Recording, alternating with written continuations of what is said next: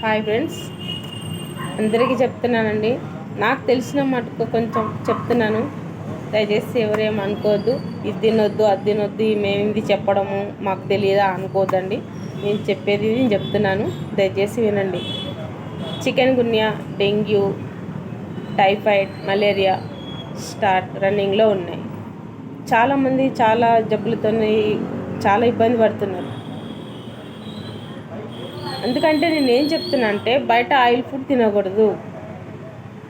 Water వేడి చేసుకొని తాగాలి. ఇది మంచి పద్ధతి. ఏమైనా తినాలంటే మనం ఇంట్లో చేసుకొని తిందామండి. బయట ఎందుకు తినడం?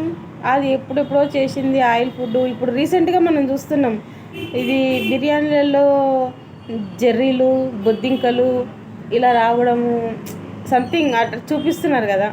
అయినా ప్రజలు మానట్లేదు, అయినా తింటున్నారు, రోగాలు తెచ్చుకుంటున్నారు. ఎందుకంటే హాస్పిటల్లో చుట్టూ తిరిగి వేలు పోయడం అవసరం అండి? దయచేసి చెప్తున్నాను, ఇంట్లో వండుకొని తిని ఆహారమే మనకు మంచిది. బయట ఫుడ్ మానేయండి. చికెన్ గున్యా, టైఫాయిడ్ కంపల్సరీ ఇప్పుడు రన్నింగ్లో ఉన్నాయండి. ప్రతి పేషెంట్కి అదే వస్తుంది, చలి జ్వరం. దయచేసి చెప్తున్నా, బయట ఫుడ్ మానేయండి. నీళ్ళు వేడి చేసుకొని చల్లార్చి తాగండి. అన్నీ మానేసేయండి. కొద్ది రోజులు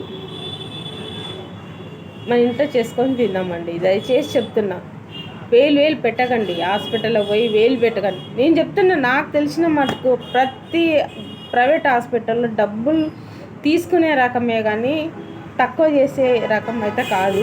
నేను చెప్తున్నా, ఎవరు అసలు డాక్టర్స్ అమౌంట్ తక్కువ తీసుకోవట్లేదు.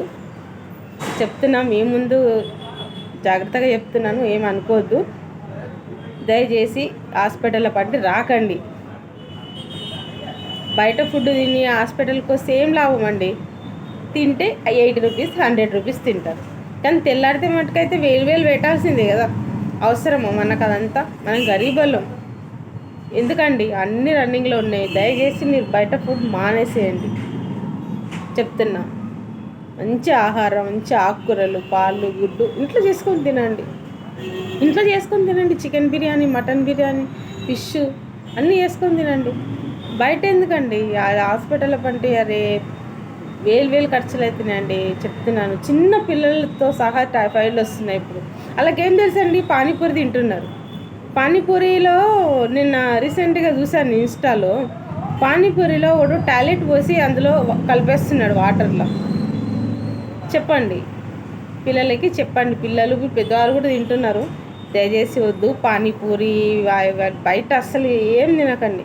అసలు పానీపూరి అంటే చిరాకు వస్తుంది. దాన్ని చూస్తేనే ఎట్లా తింటున్నారో ఏమో కానీ అర్థం కావట్లేదు. అవన్నీ తినడం వల్ల ఇవన్నీ టైఫాయిడ్లు వచ్చేస్తున్నాయి. హాస్పిటల్ రావడము, ఇంజక్షన్ వేసుకోవడము, ఇంజక్షన్ తీసుకోవడము, 4 days 5 days ఇంజక్షన్లు, ఇవన్నీ మానేసేయండి. దయచేసి మంచి ఆహారం తీసుకోండి. ఇంట్లోనే తీసుకోండి. బయట మాత్రం అస్సలు తినకండి. తస్మత్ జాగ్రత్త అండి. నాకు తెలిసిన మటుకు కొంచెం చెప్పాను. ఇక మీరు మిగతా మీరు అర్థం చేసుకోండి.